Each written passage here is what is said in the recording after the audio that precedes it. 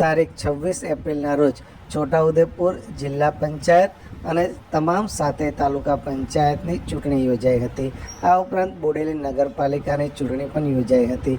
આ ચૂંટણીની કામગીરીમાં ફરજ બજાવનારા શિક્ષકોને આ કામગીરીનું મહેનતાણું હજી સુધી ચૂકવાયું નથી, જેને લઈ શિક્ષક સંઘ દ્વારા બોડેલી મામલતદારને આ અંગે આવેદનપત્ર આપી રજૂઆત કરવામાં આવી છે।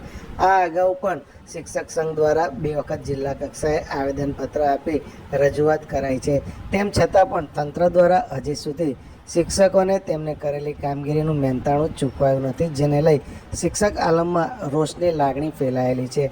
આ અંગે શિક્ષક સંઘના મહામંત્રી રાકેશ પટેલે એપ્રિલ માસની અંદર બોડેલી નગરપાલિકા અને છોટાઉદેપુર જિલ્લાના 7 તાલુકા અને જિલ્લા પંચાયતની ચૂંટણીમાં પ્રાથમિક શિક્ષકોએ કરેલી કામગીરીનું ભથ્થું આજ દિન સુધી ન મળતા અગાઉ જિલ્લા કક્ષાએ 2 વખત રજૂઆત કરેલી છે અને આજે તાલુકા પ્રાથમિક શિક્ષક સંઘની સાથે બોડેલી મામલતદારશ્રીને આ ભથ્થું સત્વરે ચૂકવાય માટે રજૂઆત કરવા માટે આવ્યા છીએ અને ઝડપથી આવેદનપત્ર આપી ભથ્થું ચૂકવાય એવી અપીલ કરીએ છીએ।